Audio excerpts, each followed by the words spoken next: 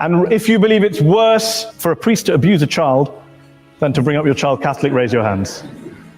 Are they both as bad as each other? Raise your hands.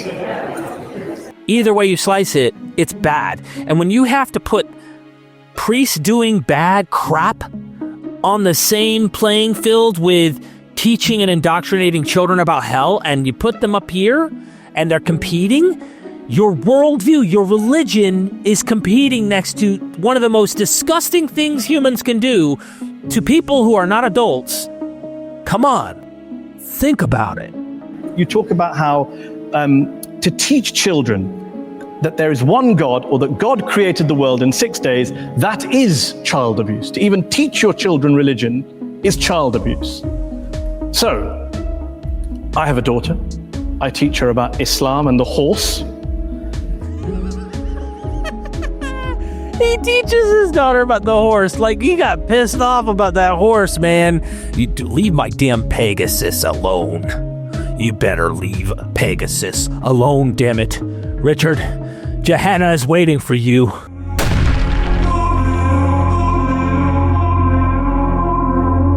Again, Richard Dawkins versus Islam. He's being interviewed, and this is like a debate, so picking up where we left off, let's see what happens. That's your view. I'm fascinated by how somebody, a respected, sophisticated journalist in the 21st century, can believe that a prophet flew to heaven on a winged horse. Let me ask you this. Are all people who hold beliefs in God and in miracles and the supernatural, do you regard them all as intellectually inferior to you?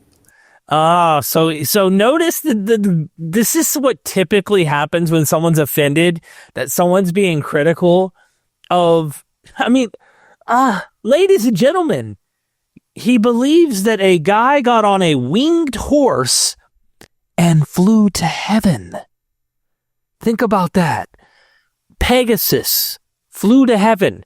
Now, it is unfortunate that fantasy is believed. This should be categorized not to go, oh, this is so stupid, or this is ridiculous. If you believe it literally, yeah. I mean, come on. I want us to grow up too. I don't want us to throw away the humanities and throw away the ancient text, but I want us to negotiate with them, obviously, and see them for what they are. Well-polished legends, myths, etc., for characters that we cherish that are founding heads of our traditions or whatever. The fact that you believe this literally happened, it's hard not to want to go, yeah, I'm a bit, yeah, the person who believes that's a bit inferior in their views, at least in some regard. I regard those beliefs as intellectual nonsense. I don't regard the individuals as intellectually inferior to me, because many of them palpably are not. If you go So that's a really clever answer, and it's respectful, because there are very smart people who believe in very silly things, literally. Whereas if you saw that and went, man, look, I've seen this before. I've seen people riding on the backs of winged horses and stuff, Pegasus. Then yeah, but maybe people don't know. Maybe this guy's never studied the mythology that dates behind the Quran that inspired such a tale. And that's what MythVision's about, baby. We're all about exposing that. We want people to see the storytelling and how it develops. And maybe, just maybe, you'll find out that, we're not so different after all in our stories. There's more connecting us than dividing us. And sure, there's plenty to divide, but more connection than division. Back in history, then all bets are off, because before Darwin, for example, it is not at all surprising that before Darwin people believed in all kinds of things which they wouldn't believe in now. There are many scientists today who say they're religious. And if you actually ask them what they believe, in many cases it turns out what they believe is in some sort of deistic God, some sort of intellectual spirit, some sort of creative intelligence that lay at the root of the universe, perhaps invented the laws of physics, something like that. I don't agree with this book, but it's an excellent book, very well argued. You're very passionate, clearly. There's one section in the book where you talk about bringing up children. Oh, yes. And you talked about education. You talk about a story when you tell a story about being in Ireland, and talking about the Catholic child abuse scandal. And there's one quote on page 356, which I will read out to you. "Horrible as sexual abuse no doubt was, the damage was arguably less than the long-term psychological damage inflicted by bringing the child up Catholic in the first place." You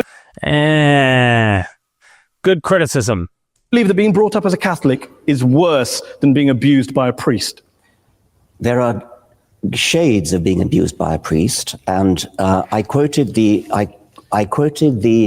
example of a woman in America who wrote to me saying that when she was 7 years old, she was abused by a priest in his car, and at the same time, a friend of hers, who also 7, who was Protestant, or was of Protestant family, I should say, died. And she was told that because her friend was Protestant, she had gone to hell and would be roasting in hell forever.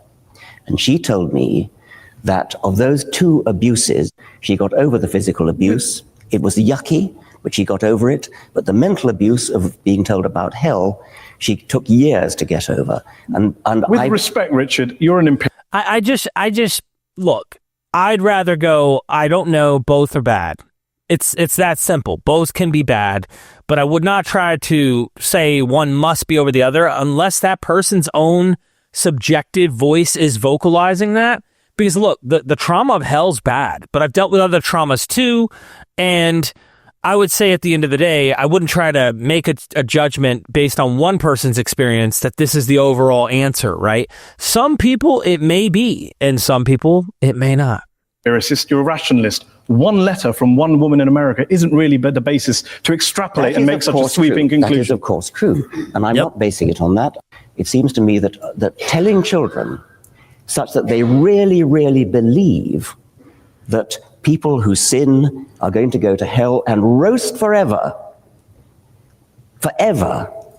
that your skin grows again when it peels off with burning.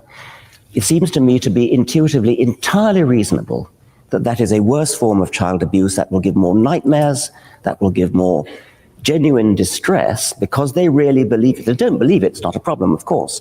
You also say... Let me just... I mean, I've been put on the spot about this health fire thing. We haven't really been put on the spot. In what sense have you been put on the spot? Well, I sense that you think it's somehow obvious that having a priest, if you're a small girl, having a priest put I would be very interested in asking the audience whether being told about heaven and hell as a child, being brought up as Catholic, is worse than being abused by a priest. I think that even the interviewer, who's a Muslim, knows in Muslim tradition they also teach that Gehenna, you will go to hell, right? And if you don't believe in Allah, or if you're whatever the particular theology is, because each Muslim's a bit different, but it can be problematic for him.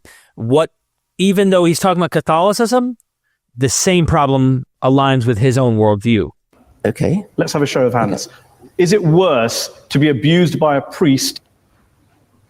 And if you believe it's worse for a priest to abuse a child than to bring up your child Catholic, raise your hands. Are they both as bad as each other? Raise your hands. So we have a 3-way... So you get it. It's problematic either way you slice it. It's like, okay, we're debating over which one's worse. Both are bad. Split in the audience. And here's the bad part. It's fundamental to the worldview of both his Islam, unless he has some universalist form. I don't know if that even floats. I don't know if there's universalism within Islam's theology for some Muslims, but it's baked into the very religion. And this is the point about poison that is inside of the religion, is that when you're teaching this, unless you have universalism or whatnot, or you somehow say hell's a metaphor or whatever, good luck, because you're definitely fighting against the predominant interpretation. Either way you slice it, it's bad. And when you have to put priests doing bad crap on the same playing field with teaching and indoctrinating children about hell, and you put them up here and they're competing, your worldview, your religion is competing next to one of the most disgusting things humans can do to people who are not adults. Come on, think about it. Let's finish this section with one last related subject on this question, a personal question from me. You talk about how to teach children that there is one God or that God created the world in 6 days, that is child abuse. To even teach your children religion is child abuse. So, I have a daughter. I teach her about Islam and the horse. He teaches his daughter about the horse. Like, he got pissed off about that horse, man. Leave my damn Pegasus alone. You better leave Pegasus alone, damn it. Richard, Johanna is waiting for you. Am I guilty of child abuse? Do you teach her the world was created in 6 days? No, because Islam doesn't teach that, Richard. I'm delighted to hear that. I ask again, am I guilty of child abuse for teaching my child stories from the Quran? No, yes you or are no? not. No.